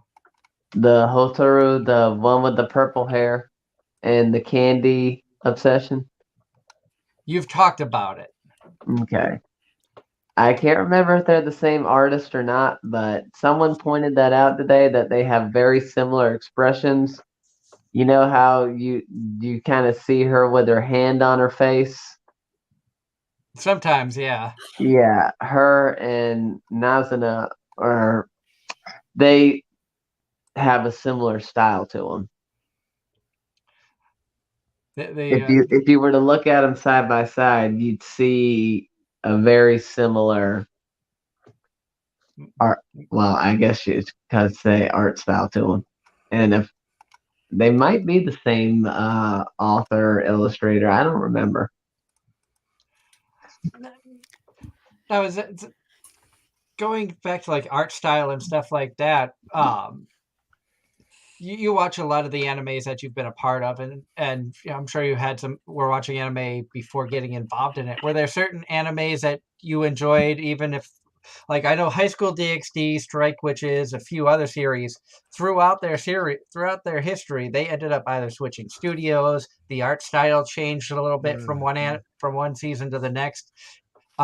Is that something that you've experienced as a voice actor, where your character has undergone maybe a different look because of a studio change or things of that nature? So yes, but not because of a studio change. But in SSSS Dyna Zenon, there is one episode where the animation style changes entirely. And I don't remember exactly what the reasoning is for it, but I think it's a very specific style they were going for that particular episode when that kaiju appeared. And my character and all the other characters look way more extreme than they do in any of the other episodes. And it's so bizarre. I was asking the director, Afia Yu, I was like, why is this the way that it is? And she said that it was like a directorial choice for them, Studio Trigger, to like do that for this particular episode. And it was very specifically done. And it was super interesting. It was super interesting to see that. Of course, Studio Trigger. Yes, but Trigger does great work, you know. Their stuff is awesome. I love Studio Trigger. Oh, I know. They were good back when they were Studio Gynex too. It's funny. Studio Trigger is one of those very. Their work is very distinctive. When we were watching Star Wars Visions on Disney, within seconds, without even watching the credits, you could tell which one was Studio Trigger's episode. The premise of that show being every episode is basically set in a part of the Star Wars universe, but has nothing to do with anything, and each one is done by a different anime studio. Like, they don't even connect to each other. Right. And it was fantastic. Did Mappa do one? I believe so. I believe Mappa was one of the other ones. I'm going to look that up. Because Mappa has some really good artwork. You know, they got a really good style. As I was just looking through some of the Studio Trigger titles, and they really put out some good stuff. Kill la Kill was great. Darling in the Franxx was great. Yep. I will still say 02, I think, is Tia Ballard's best work. Yeah, that's the first time I met Tia and I ever heard her show. That was one of the first sessions I was ever a part of. I did some bits for Darling in the Franxx. And it was the first time I ever met Tia. She was coming out of a studio. It was the first time I ever did a bit. And Tia's a sweetheart. She was our first ever guest when we started the show like 8.5 years ago. Yeah, she's awesome. And that was fun having her on the show. She's been on the show a few times. I got to meet her once at Anime-Zing, pre-COVID, obviously, and it had been a few years since the last time we had talked with her, and you know, when I said hi, she remembered who I was. Which there are times when I go to conventions, especially now where we started tabling and AZR is getting more of a presence, that people remember us. And this happened at Puchi Con New Jersey a couple of times, where attendees would walk up and be like, "Oh my God, we're so glad that you came back. We loved seeing you in Pennsylvania." And it was like, "Wait, you remembered us?" Because I still look at us as kind of the small little fun podcast where we just bring people on and have fun. I don't think that we're like really growing hugely, and to hear people like are taking note and enjoying our content, feels good. See, told you. You said it was just because we brought you on. No, I say that running my mouth and being a royal pain in the behind.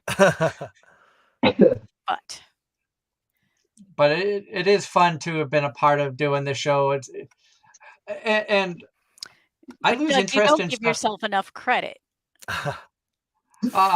Well, they always say you're normally the hardest on yourself than anybody else is on. I get viewers just because I sleep. Yeah, we have the snore track when Darren dies. But you know, it's been a lot of fun doing this show. Sometimes it amazes me that I've been doing it 8.5 years. This show has been going longer than my first marriage. Oh wow. That only lasted 6. So it's like, okay, I found something I enjoy. I'm sticking with it. And you know, I thank you guys, Levi and Aaron, for coming on and being a part of the AZR family. And you know, it's always fun chatting with you, Aaron and Levi. It's the first time we really had a chance to meet outside of a brief interaction at the table at Puchi Con. Yeah. And I hope you've been having fun being a part of the show tonight, Levi. And of course, if you have any questions or anything, feel free to ask. You're a part of the co-hosts here as much as Angela and Darren and I are. Yeah.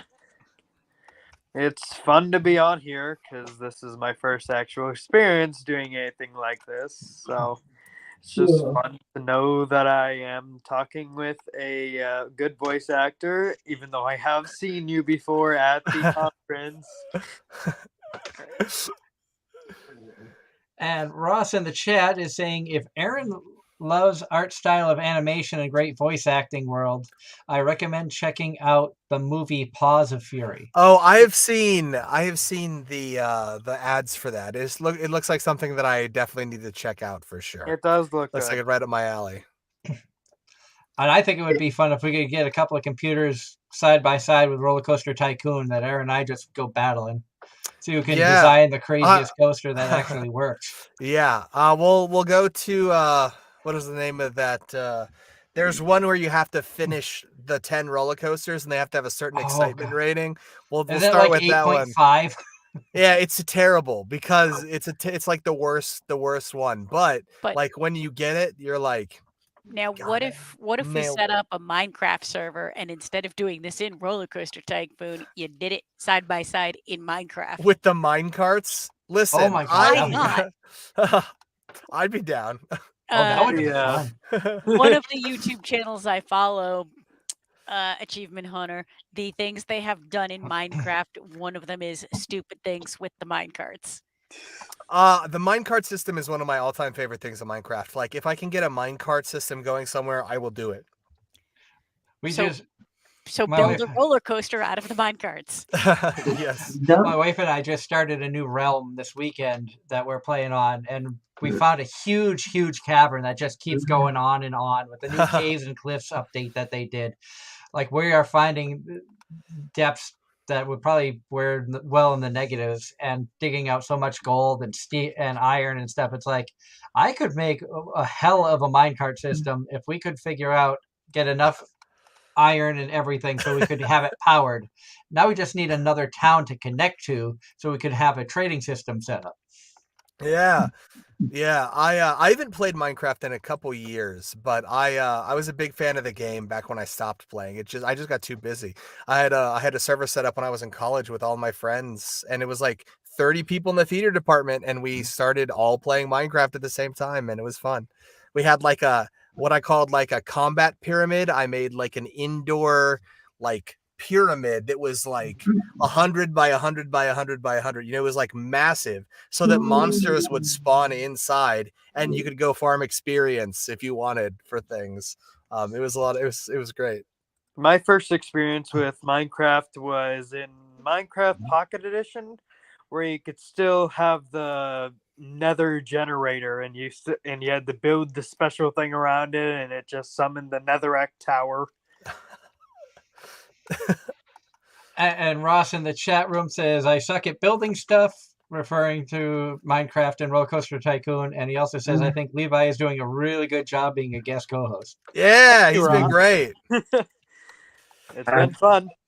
I feel bad. I have no experience with Minecraft whatsoever. Well, Darren, the next time I talk to you, you better, so we have something to talk about, so you can give us your 2 cents on it. My experience with Minecraft is limited to mostly watching other people do stupid things on YouTube. That's about as far as I got. I had a friend when I was younger, middle school age, I want to say, that was into it, and I just couldn't get into it. I sort of got into that because when my husband and I first got together, one of the things he would watch consistently was Achievement Hunters Let's Play Minecraft. And subsequently, I knew a couple of the voices from something else. And then we started watching that when it used to go up every Friday. And then far more recently, they actually stopped doing that and focused on other games. But it was a thing we did. When I was in middle school, I remember that we had a class that was totally focused on Minecraft in your online and education edition, and we had to build our places that we had to build, which we came up with those and we drew the designs for it, and we just started building in Minecraft. That's kind of cool. Yeah, it was cool. At this point, it begs the question: what hasn't been done in Minecraft? There's been some really impressive stuff done with Minecraft I have seen. Yeah. There's a mod that I believe there's a mod where basically it's Disney World. There are people that have like built all of Middle Earth on a server, and it's massive. It's absolutely massive. I need to go check that one out, I think. There's somebody that built the entire Earth. Probably. Go ahead, Ange. One of the things I watched on YouTube was someone had built an escape room, and these guys were basically trying to go through it and failing miserably because it's Achievement Hunter. And of course, Ainz had to come by for his camera time. Hello, Ainz. How are you? And yes, this is Mr. Floofy Floof. Look at this tail. The Floofy Floof. Oh, that is the tail of Floof. Oh, yes. Sorry, Ainz, I had to show you off to Mr. Floofy Floof himself. He also worked on Overlord, so he appreciates your name. And my introduction to Minecraft, actually, my wife hounded me for, I want to say, 6 or 7 weeks of, you'll love it. Just play, just play, just play. We were just friends at the time. And once I started playing on the server with her and her ex-husband, our friendship just grew off of that. And here we are. So saying that we fell in love playing Minecraft is Skyping and Minecraft, you know, bringing people together. Yes. And this was before the pandemic. Yeah. This was a while ago. Kitty, it's okay. She's getting used to the house, you know. Yeah. She was jealous. She saw another cat on the screen. Yes. That's how cats work. Oh, sometimes Ainz will just start howling for no reason whatsoever. Although earlier he was screaming because he wanted to play fetch. He'll bring a ball to you, you throw it, he runs, grabs it, brings it back to you 7, 8 times. So he's a dog. He's got one brain cell like most orange cats. It just isn't his turn with the brain cell. Kitty, it's okay. And Ross says, this is my last question for the night because I ran out, so I'll be listening from here on out. Aaron, out of 3 anime you did, I really liked. Overall, what's your favorite episode of Arifureta and Arifureta Red and Kakake Shoujo? Kakake Shoujo. Out of those 3, honestly, my favorite has to be Banished from the Heroes Party. I really liked the work that I did in that show. I had a lot of fun working with Chris Waycamp and Danny. You know, Danny is great. And it's a show that a lot of people love. I mean, a lot of people love Kageki Shoujo and Arifureta as well, but I feel that the payout at the end of Banished from the Heroes Party is the fact that like people recommend it now as like a romance anime that actually ends up with something. You know, it's not just like this one that doesn't end up with any kind of payout. As you know, it's like, oh, it's like an actual relationship about an anime about a relationship that like progresses. Has been really cool. Because there's not a ton of animes that actually do that. There's more animes that end up in wanting to flip a table than a happy ending. Right. Absolutely. You get those animes where, okay, the 2 characters like each other, one's about to make a move, something happens, you get mad, flip a table. Or the times when you could leave the little jokes for other people. I want to say it was Brittany Karbowski who, during kissing scenes, would make fart noises to throw off the other voice actors. That sounds like Brittany, honestly. I bet she did.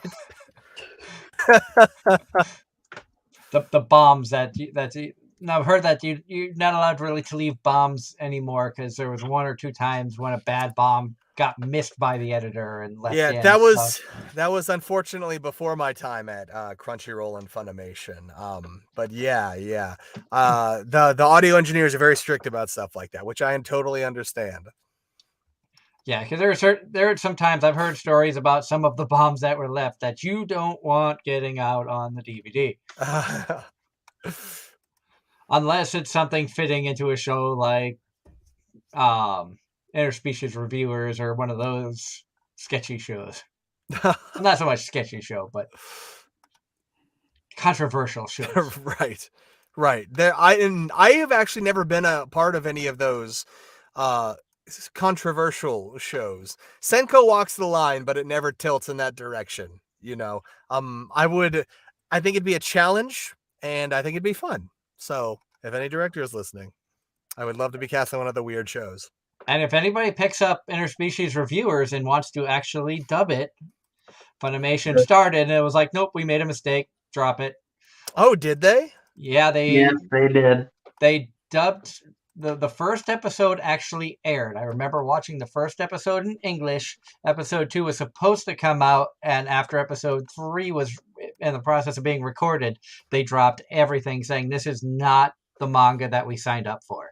Oh no. They changed a lot of stuff from the manga to the anime, which is why a lot of controversy happened. Oh. Yep. And anybody working on the project was banned from ever talking about it. Dang. So I think I saw that someplace. I found an interesting website that has anime on it, and it has a lot of good dubbed anime. So, yeah. That episode is out there somewhere. So if anyone finds it and can actually try to figure out who voiced who, well, What? you will not get a confirmation, but you will not get a denial anymore. And there are some voice actors out there that their voices are just so well known that, and Aaron, I'm sure when you before becoming a voice actor and getting to meet a lot of these people, you would hear a character scream a certain way, and you're like, oh, that is Todd Habercorn. Like, I know Todd Habercorn's yell. Right. And it was really like made apparent to me that I've watched too much anime when, watching Rosario Vampire is one of the big ones that got me back into anime. And then years later, after seeing so many different shows that Todd has done, My Bride is a Mermaid, and hearing that scream in the first 30 seconds of him in the water, I'm like, oh, Todd's that character. Yes. It's, Although I'm at a point now to where people don't recognize me, who it is, but they know they've heard me somewhere, which is good because I'm like, oh, so you have heard of me, And that's gotta make you feel good too, that your character list is growing. You're getting into more popular shows and shows that people have been paying attention to for a while. And now that you're getting out to the conventions to meet fans, they're like, oh, you were in One Piece, you were in My Hero. And you can be like, that was me. I'm glad that you know my character. And yeah. And there was a guy at Puchi Con who brought like a massive Senko poster. And I was like, whoa, like, where did you get this? And he's like, man, I didn't know you were going to be here. Like, I had to run home. I had to get it. I couldn't believe it. And I was like, oh, this is so cool. And so meeting the people that really love the work has been really, really rewarding for me personally.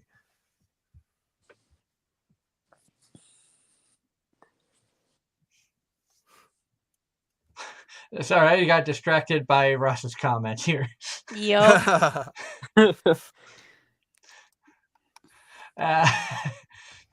I'm not going to put that up on air, but that's funny. Well, thank you for inciting me to go take a look. It's something.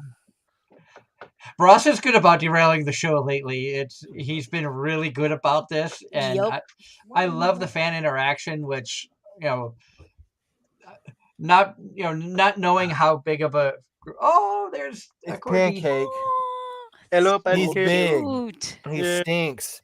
He just went outside. His mother took him outside, so he Well, then stinks. you should give him a bath. Bye bye, Floofy. He's big. He's too heavy to hold up for longer than 10 seconds now. He made his camera time. Yes. That is more than fair. Yes, you did it. Very proud of you. Good boy. Yep, here's your camera time, and that's all. Goodbye. And you were talking earlier that one of your goals is to see one of your characters as a pop figure. Yes. I have to ask, how has pop figures become so popular? I don't know. I don't care too much for pop figures. In many cases, I think they're kind of ugly. I'm more of an Nendroid collector than a pop figure collector, but that's just my preference. Yeah, I mean, I think people like them because they're like cuter versions, slightly cuter of their counterparts. Obviously, the eyes are like iconic. I would just love to get one to say that I have a pop of a character like I did. I was the voice of that, you know. I would not. It would not surprise me if you did get one for One Piece. That's the one that I've been hoping for, but there hasn't been like any kind of news on. Well, because I mean, I say that because I was at GameStop not terribly long ago, and there was definitely a couple of One Piece characters in the collection of pop figures. Yeah, they have a lot of like the main Straw Hat crew, but I haven't found any of the Big Mom Pirates, which my character Parasparrow is a part of, and that's what I'm hoping for in the coming months. So saying Nendroids. Oh, of yeah. course, when I found this, I had to get the Senko Nendroid. Oh, that's great. So that sits proudly up on the shelf with about 7 other Nendroids. Slowly growing the collection. Slowly growing. Yes. Bro. Angela likes to give me crap about buying figures, which I do a lot. Even conventions that I don't think there's going to be anime figures at, I find one. So I have a problem with that and Dakimakura, depending on the day and depending on what's available. my biggest weakness outside of figures is now autographs, which growing up I was never big into autographs. Having gotten to meet different celebrities, whether it be I met Gina Davis at a local grocery store in my hometown in Wareham. She was home for the holidays. She's from Wareham, Mass. A lot of people don't know that. Just basically she was in line behind me at the local Stop and Shop, and I was like, "Oh, are you Gina Davis?" Knowing she was in town, never thinking I would be in line in front of her. So getting a chance just to tell her that I loved her work and stuff like that, and basically a humble thank you and leave. My family's like, "You met Gina Davis and you didn't get her autograph?" I'm like, "She's probably been hounded a million times. She's home for Thanksgiving. The last thing she needs is another idiot to just be like, 'I need your autograph.'" And now I go to conventions. I'm like, "I need Aaron's autograph. I need to get this one and that one, and my wife wants this one." And I've met Aaron twice at 2 cons. Both times I had to get his autograph. That's well, you didn't have to, but Well, and now Ross's arguably last comment, but all in all, Aaron is really talented and amazing voice actor. Oh, thank you very much, Ross. I appreciate that. And yes, the 2 autographs I got from you, I needed. Oh. Like those were in the budget to get. I have an entire brick that has like 4 people's autographs on in my room right now. Oh, cool. Yeah, it was a while ago, but I went to like a magician thing and they just happened to decide to use bricks and get them signed. Whatever works, I suppose. Yeah. Now, did you ever see yourself, Aaron, as you were getting into the acting world, being a guest at conventions, having people wanting autographs, wanting to meet you, freaking out, being like, "Oh my God, you were in this show, you were that character"? Did you ever see yourself having these interactions, or were you just like, "This is kind of cool"?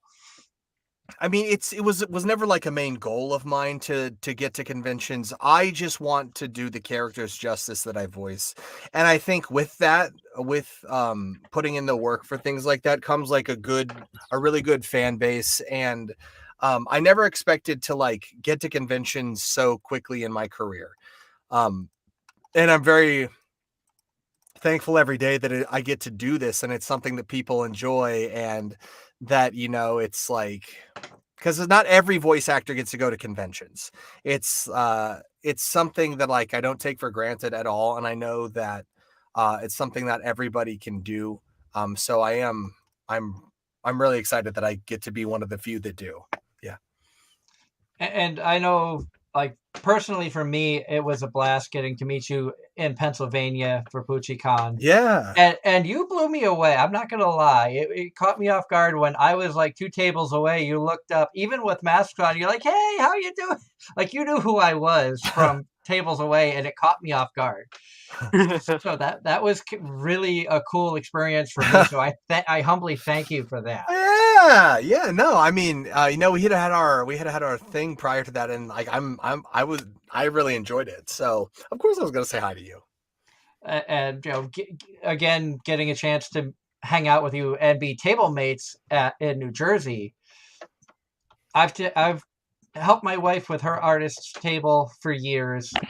Been to multiple cons tabling for AZR this year. It was the first time we've ever been in like voice actor row. And Angela, I know Really? you had fun like being at the end of the row and seeing how the voice actors interacted with the fans and stuff. With the fans, with each other. It was a little surreal, not gonna lie. And I almost felt for a moment like a celebrity being next to you guys. It's like, oh my God, I'm in the same row with some amazing people. And it kind of like, it was very surreal for me, especially, and hats off to the PuchiCon staff. I know you weren't there on Friday night when we were setting up. You didn't get there, unfortunately, until Saturday night due to the issues that you had. But we were originally supposed to have the table at the opposite end, right by the doors where the people were coming through. Yeah, that's what you had said. And the staff was like, you know what? Can you switch tables to the like I already had almost everything set up minus the computer equipment. And they're like, could you move to the other end? You're going to be in this row. We're going to have the autograph line coming through here. We don't want the line blocking people from seeing your table and being able to interact. Which, you know, one thing that I've said about PuchiCon staff is they have been amazing. The 2 cons we've been at, they were amongst the elite for staffers of cons that I've gone to. Yeah, absolutely. I'm glad that I moved you down there, because otherwise I probably wouldn't have been able to see you and got this amazing content. Yeah. Yay! And we're happy to have you on board with us, Levi. And like I said, if you have any questions or anything that you want to talk with Aaron about, feel free. You're a part of the show tonight, and we love having you on with us. Yeah. I'm good right now, though. Don't have any questions. No.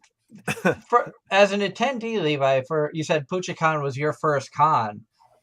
How was your experience going to PuchiCon, especially where it's the first year at that location, and you know, having a chance to interact with the artists, the vendors, and the voice actors?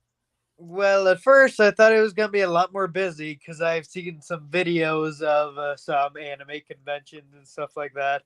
I've seen a lot of that, but I was surprised that it wasn't too busy, but there was still quite a few cosplayers. One cosplayer I saw was literally painted most of their body like pink for like Mina from My Hero Academia. Yup. Yep. That was surprising to see that. I didn't get a picture with that one because I saw them once, then they disappeared. That's how it is. When you see a good cosplay, you got to take a picture of it right then because you never know if you're going to see them the rest of the weekend. Yeah, the entire experience of me going there just happened to coincide with the trip that I was going on. I went on a school trip up to New York, so I didn't even know that this was happening, and I just got lucky in that I was able to go there. Wow. That's great. Yeah, it was awesome, and I knew that I really wanted to go to an anime con because I had never been to one, and I wanted to see all the cosplayers and see if there were any artists there that I knew.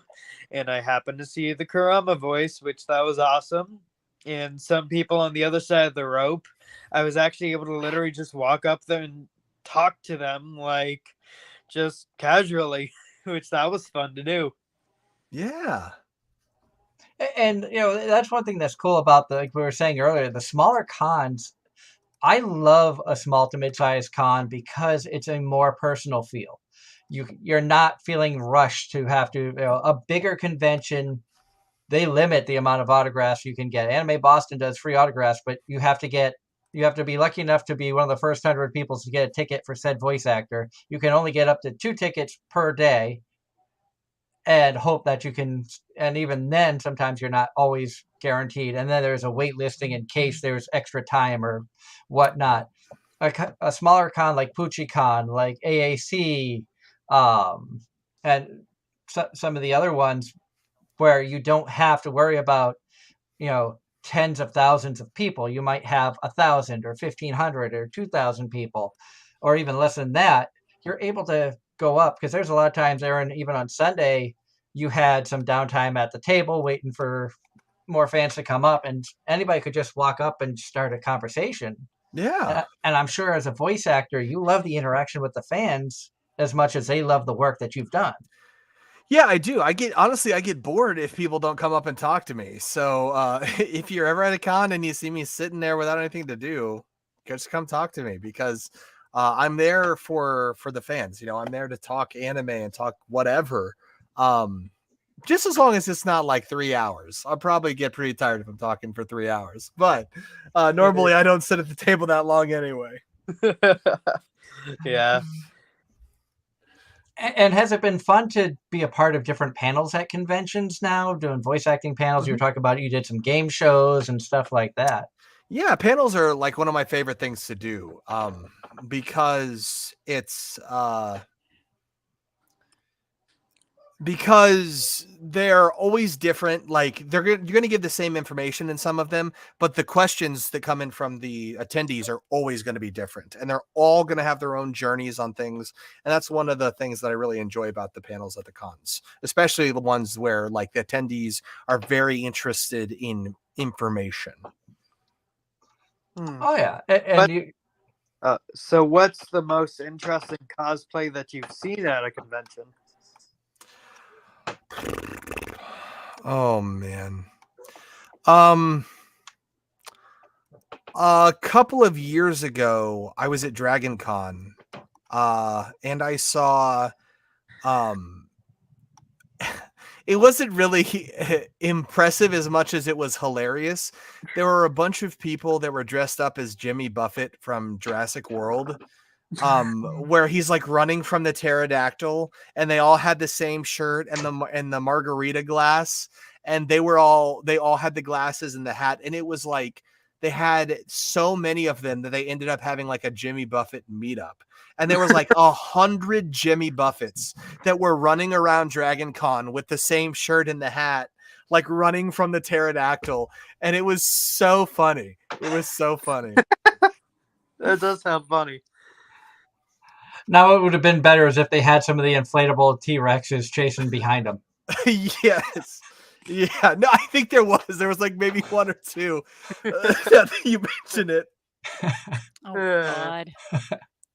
That is something stupid that we would do. That's amazing. Yeah. I want one of those T-Rex suits. They're great. I had a big chef one. I still have it. It's probably somewhere in my closet. I haven't used it for a really long time, but it's like 4 times the size of me, but it's that same kind of inflatable technology. And if I squat, it makes the legs shrink down so it looks like there's nothing. So it just looks like a blob is like floating across. I used to run after people in school with that thing on, and it would have scream and run. Uh, Yeah, it was fun.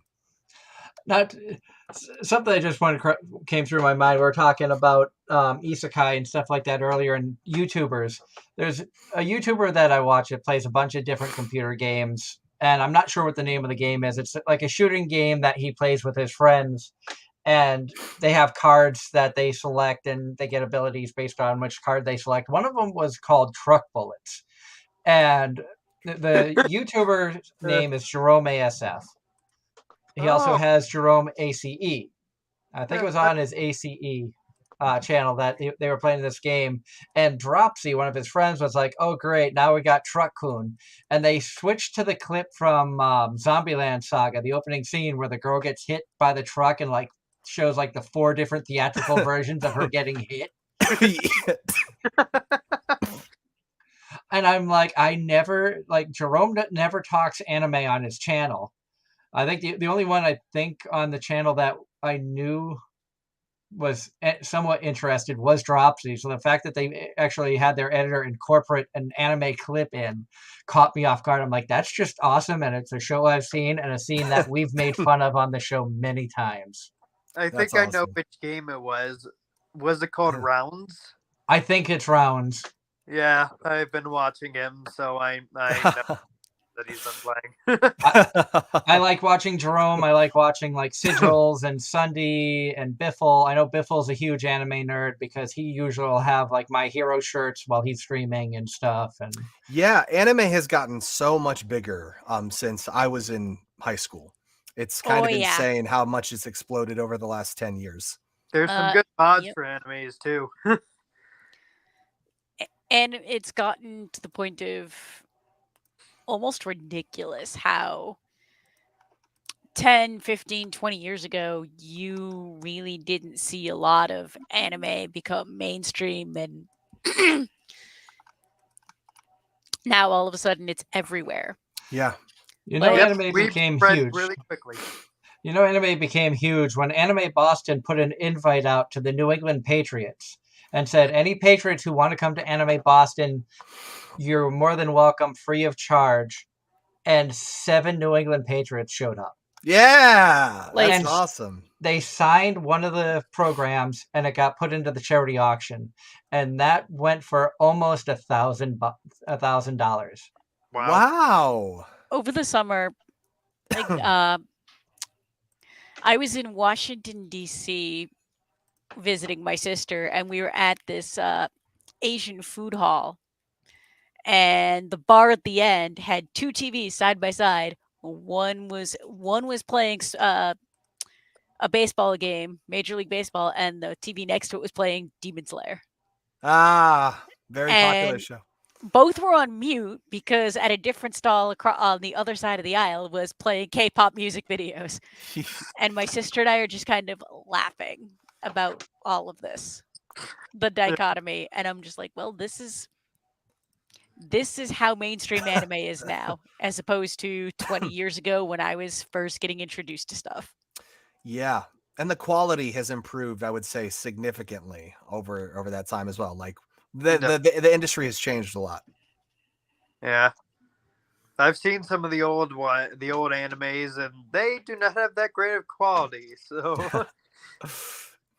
And I just looked at the time and said, oh my God, we've only got a couple minutes left. Oh, goodness. This show has flown by. Yeah.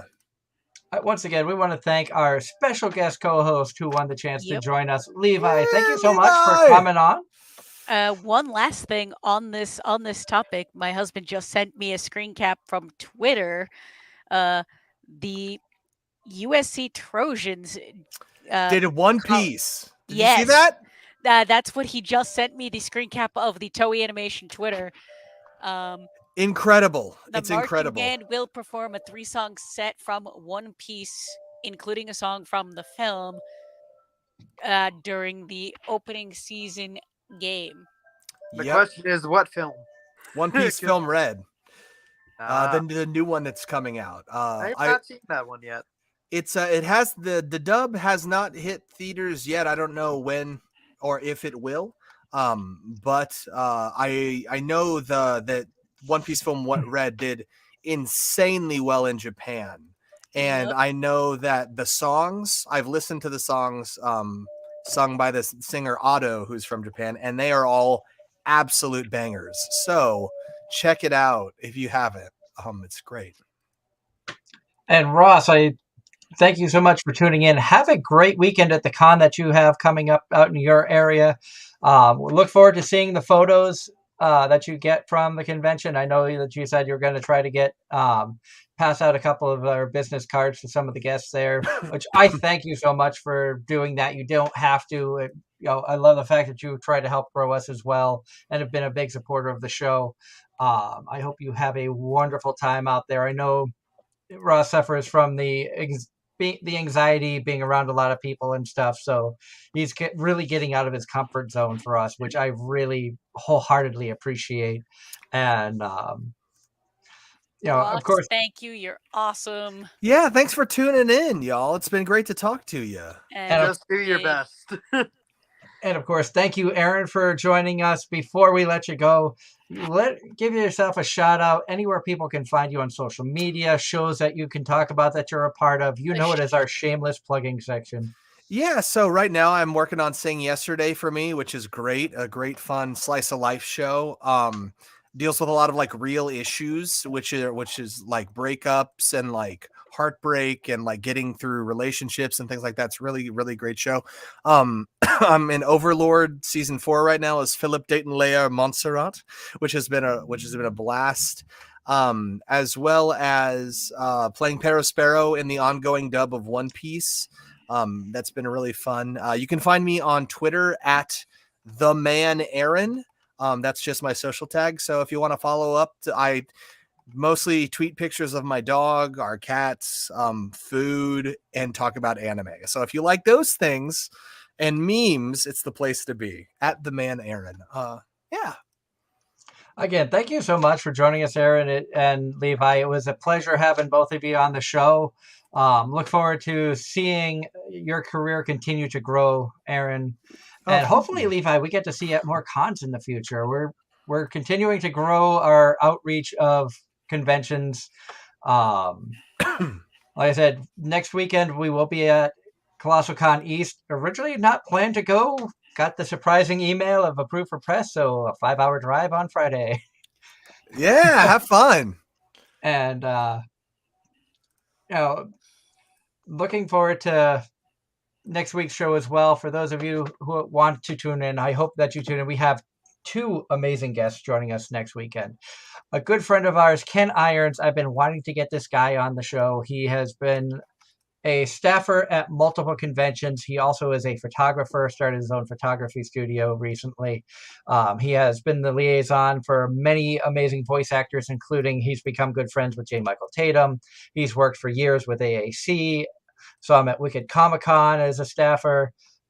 Some people from AAC may know him as Ken Cena, as the joke was one year, as he was one of the PAs for that. Also, we're going to be joined by Mikey, who was the overall winner in the Masquerade from Puchi Con, New Jersey. So it's exciting to have 2 awesome guests coming on the show with us next Sunday.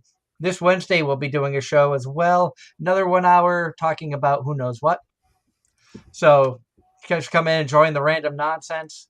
Probably going to work on doing another game style show here in the near future. I know we've been talking with Angela about doing an RPG night, of trying to figure out a way of doing how to set up a character, which, having Aaron on the show, a character idea would be his character from Banished from the Heroes Party, because that would be you said yourself, Ange, that could be an RPGable character.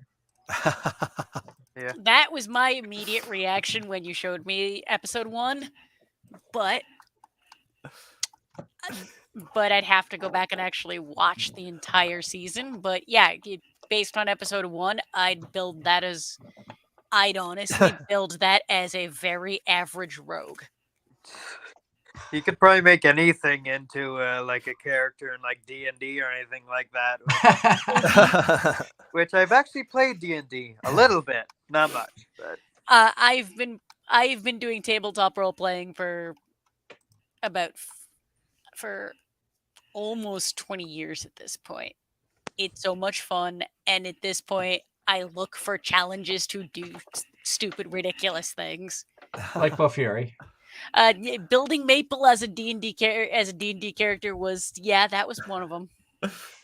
well, that sounds interesting. Very OP, but interesting. The entire point, that was a battle royale one shot where it was basically a last man standing. Wow. I didn't win, but I did the math. I healed more than 3 times my max hit points, which means I did Maple justice. Yes, that is overpowered. My first character in D&D was a barbarian dragonborn, which I named Cosmo. Nice. Dragonborns are fun. One of my favorite campaign characters was a Dragonborn paladin. But until Wednesday night, when we have our fun little spin-off shows where we just talk about random anime nonsense, or who knows what, maybe we'll do another 18 plus show. Although most Wednesday night shows seem like they've been 18 plus lately, so trying not to. But definitely stay tuned for that again next Sunday. 2 amazing guests. Ken Irons is going to be joining us, and Mikey, who won the cosplay masquerade from Puchi Con, New Jersey, will be joining us as well. So lots of good stuff going on. Also, we will be out at Colossal Con East in the Pocono Mountains. So if you're able to get out there, come by, say hi. We're going to be covering his press. We'll be there Friday night, all day Saturday, and Sunday up until about noon before we have to leave to come home. So I'm back in time to do the show. So until then, I hope everybody has a wonderful week. Stay safe this weekend. It is Labor Day weekend, so make sure that you are safe. Have fun. Watch anime. And until then, we will see you right back here on Anime-Zing Radio on Facebook, YouTube, and Twitch.